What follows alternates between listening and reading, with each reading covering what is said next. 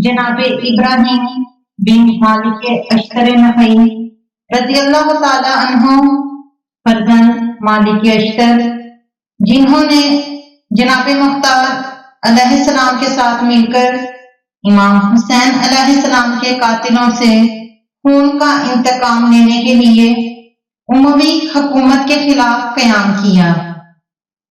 इब्राहिम रज़ी अल्लाह ताला अन्हो 15 हिजरी 636 ईस्वी को पैदा हुए। आपकी कुनियत अबुल नुमान थी। आप रज़ी अल्लाह ताला अन्हो ने जंगे सफीन में अपने वालिद मालिक अशतर रज़ी अल्लाह ताला अन्हो के साथ मिलकर मुआविया के खिलाफ जंग की थी। जब मुख्तार सकफी अलैहिस्सलाम ने हजरत मोहम्मद बिन हनफिया अलैहिस्सलाम का नुमाइंदा बनकर इमाम हुसैन अलैहिस्सलाम के खून का इंतकाम लेने के लिए उमवियों के खिलाफ क़याम किया, उस वक्त जनाब मुख्तार और उनके साथियों ने इब्राहिम को उनके वालिद की इमाम अली अलैहिस्सलाम से वफादारी की बिना पर अपने गिरोह में शमूलियत की दावत दी। जनाब इब्राहिम ने मोहम्मद बिन हनफिया अलैहिस्सलाम की जानिब से क़याम की तस्दीक के बाद इस दावत को कबूल किया और मुख्तार अलैहिस्सलाम की बैत की। जनाब इब्राहिम और जनाब मुख्तार ने तय किया कि रबीउल अव्वल के वस्त में कूफा से क़याम की शुरुआत की जाए। जनाब इब्राहिम का जनाब मुख्तार के पास हर वक्त आमद को देखते हुए कूफा के हाकिम अब्दुल्ला बिन मुती को शक हो गया और उसने अयास बिन मुजारिब को इब्राहिम पर नजर रखने के लिए कहा। जनाब इब्राहिम क़याम से एक दिन पहले अपने साथियों के हमरा जनाब मुख्तार के घर की जानिब जा रहे थे कि रास्ते में अयास से टकराव हो गया। इब्राहिम ने अयास को कत्ल किया और यूं क़याम की इब्तिदा हुई। जनाब मुख्तार और जनाब इब्राहिम, उनके तरफदारों और हाकिम कूफा इब्ने मुती और राशिद बिन अयास के दरमियान जंग शुरू हुई, जिसमें राशिद मारा गया और इब्ने मुती फरार हो गया। जनाब इब्राहिम और मुख्तार के तरफदार अक्सर मवाली थे और लकड़ी के गुर्ज से लड़ते थे, जिनको हशिया का नाम दिया गया था। बाद उनको हुसैनिया भी कहते थे, क्योंकि उनका नारा या नसरातुल हुसैन था। इस जंग के बाद जनाब मुख्तार अलैहिस्सलाम हाकिम कूफा हो गए और मूसल की अमारत जनाब इब्राहिम बिन मालिक अशतर रज़ी अल्लाह ताला अन्हो को दी। जनाब इब्राहिम इब्ने ज़ियाद से जंग के लिए इराक की जानिब रवाना हुए तो कूफा में बाज लोगों ने जनाब मुख्तार के खिलाफ बगावत कर दी। इस पर जनाब इब्राहिम फौरन वापस आए और जनाब मुख्तार के हमरा कूफा के उन इलाकों से फसादात को खत्म किया। इसके बाद जनाब इब्राहिम 8,000 से 20,000 की तादाद का लश्कर, जिसमें ज्यादा तादाद ईरानियों की थी, लेकर इब्ने ज़ियाद के खिलाफ जंग के लिए 8 जिलहज या 21 जिलहज को निकले। 10 मुहर्रम को मूसल से 5 किलोमीटर के फासले पर दोनों लश्करों के दरमियान जंग हुई।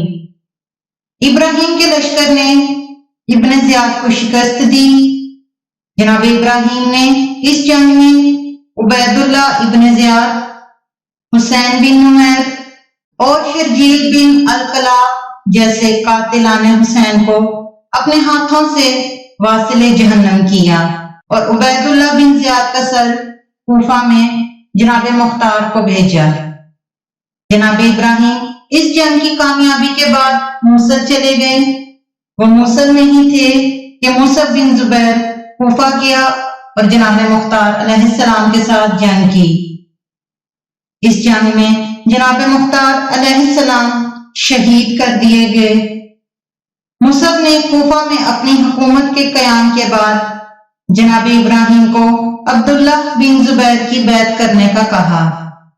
دوسری جانب عبد الملک بن مروان نے بھی جناب ابراہیم کو اپنی اطاعت کا کہا، لیکن چونکہ ابراہیم نے امویوں کے ساتھ جنگ میں بھرپور کردار ادا کیا تھا اور ان کے کئی افراد کو قتل کیا تھا، لہذا انہوں نے مصعب بن زبیر کی دعوت قبول کر لی۔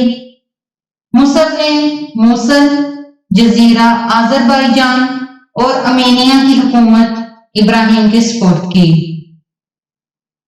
عبد الملک اور مصعب کے درمیان جنگ سے ایک دن پہلے جناب ابراہیم بن نشتر اور محمد بن مروان کے درمیان جنگ ہوئی۔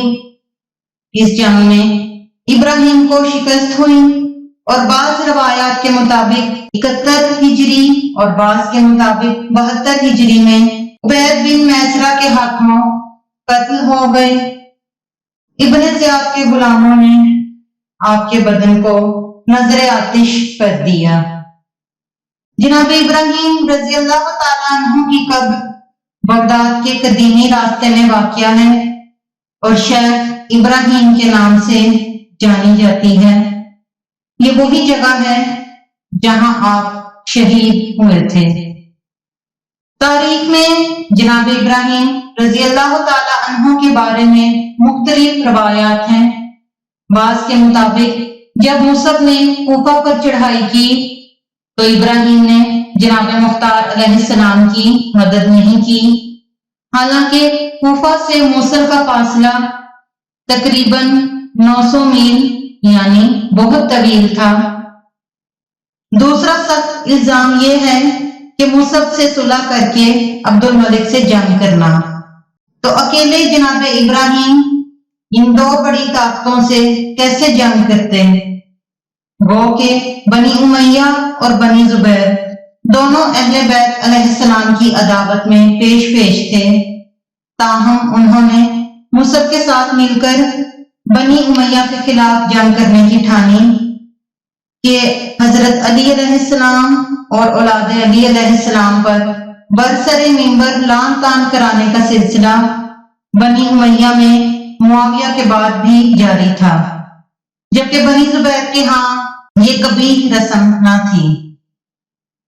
جبکہ بعض روایات جیسے علامہ باقر مجلسی رحمۃ اللہ علیہ کی روایت ہے، ابراہیم کبھی اپنے عقیدہ سے گمراہ نہ ہوا، اس نے امام حسین علیہ السلام کے خون کا انتقام لینے والوں کا ساتھ دیا، وہ اہل بیت کے محب اور چاہنے والوں میں سے تھا اور خود کو ان پر قربان کرنے والوں میں سے تھا۔